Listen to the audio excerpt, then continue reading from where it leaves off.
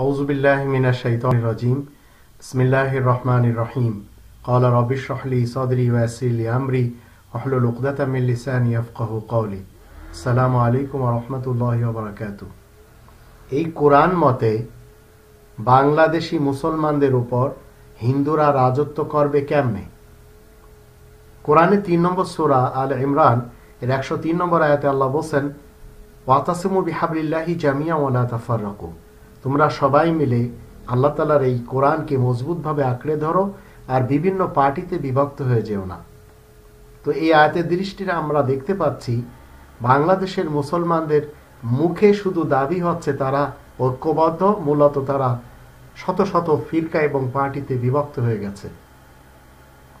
8 নম্বর সূরা আল আনফালের 19 নম্বর আয়াতের দৃষ্টিতে 1947-এ একটি দেশ আল্লাহ তাআলা দিয়েছেন, কিন্তু 14 নম্বর সূরা ইব্রাহিমের 7 নম্বর আয়াতের দৃষ্টিতে 1971-এ অকৃতজ্ঞতা করার কারণে তার ফল পাওয়া হয় এবং তার ফল হিসেবে বাংলাদেশ ভাগ হয়ে যায়।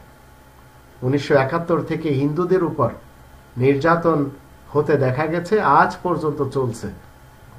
তাই 47 নম্বর সূরা মুহাম্মাদের 36, 37, 38 এই 3টি আয়াতের দৃষ্টিতে ওরা মাজলুম।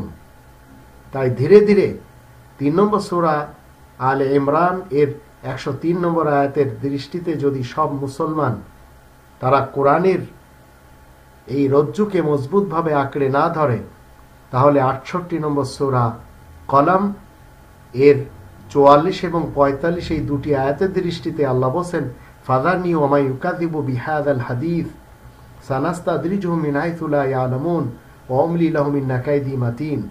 ছেড়ে দাও আমাকে, যারা এই হাদিসকে, আল্লাহ তাআলার এই একটি হাদিসকে যারা প্রত্যাখ্যান করে, আমি তাদেরকে ক্রমে ক্রমে ধরতে থাকবো এমনভাবে যে তারা জানতেও পারবে না, আর আমি তাদের যে সময় দিয়ে থাকি নিশ্চয় আমার কৌশল অত্যন্ত বলিষ্ঠ।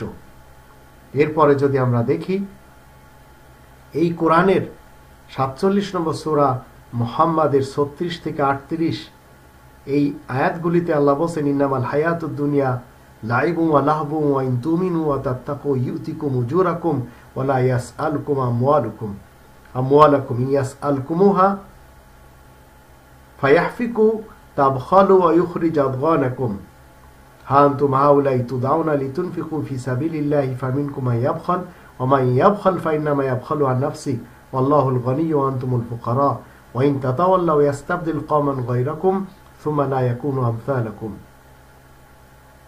পার্থিব জীবন শুধু ক্রীড়া কৌতুকই নয়, যদি তোমরা ঈমান আনো, তাকওয়া অবলম্বন করো, আল্লাহ তোমাদেরকে তোমাদের পুরস্কার দিবেন এবং তোমাদের ধন সম্পদ তিনি কখনো চান না।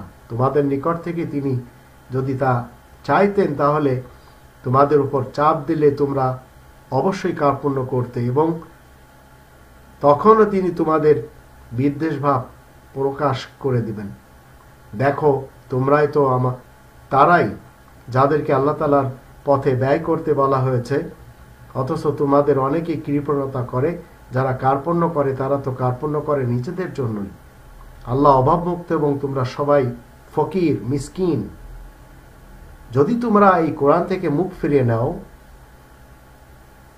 তাহলে তোমাদের জানতে হবে তিনি অন্য জাতিকে তোমাদের স্থলবর্তী করবেন, তারা তোমাদের মতো কখনো হবে না। আর আজ আমরা দেখতে পাচ্ছি এই বাংলাদেশে 24 নম্বর সূরা আর নূর এর 31 মতে যদি দেশ চালানো না যায়, যদি সবাই তওবা না করে, তাহলে এই দেশ হিন্দুদের হাতে চলে যাবে, যার একটি প্রমাণ আমি আপনাদের সামনে তুলে ধরছি। চিফ জাস্টিস সবে মাত্র একজন অমুসলিম।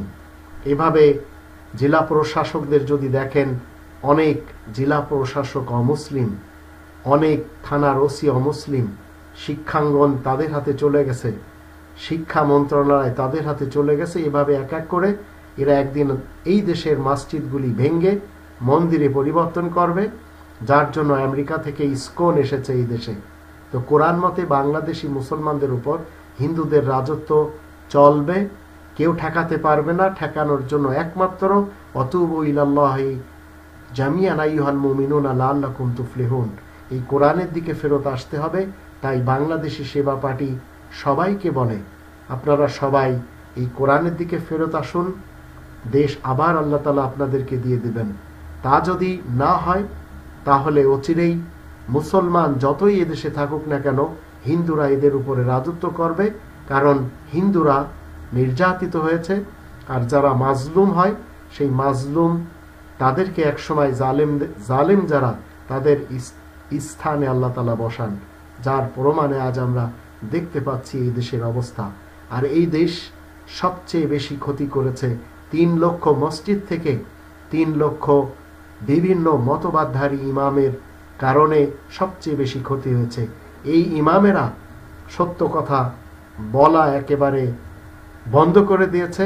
এদের কাছে রয়েছে নিজ নিজ ফলসফা, আর পীরদের যেসব আস্তানা রয়েছে তারা তো এত বেশি আল্লাহ এবং কোরআনের বিরুদ্ধে চলে গেছে, যার প্রমাণ হিসেবে আমরা দেওয়ানবাগের পীরকেও দেখতে পাই।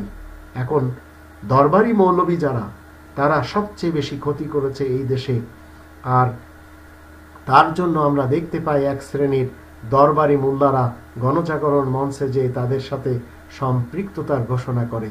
বাংলাদেশি সেবা পার্টি কোরআনকে বিশ্বাস করে, কাবাকে বিশ্বাস করে, নবী রাসূলদেরকে বিশ্বাস করে এবং দুর্নীতির বিরুদ্ধে এরা কথা বলে, আর কখনো এরা দুষ্কৃতি করতে চায় না। তাই আপনারা আসুন, বাংলাদেশি সেবা পার্টির হাতকে মজবুত করুন। ইনশাআল্লাহ এই দেশে মুসলমান, হিন্দু, বৌদ্ধ, খ্রিস্টান সবাই আল্লাহ তাআলার এই নিয়ম মতে শান্তিতে বসবাস করবে। কেউ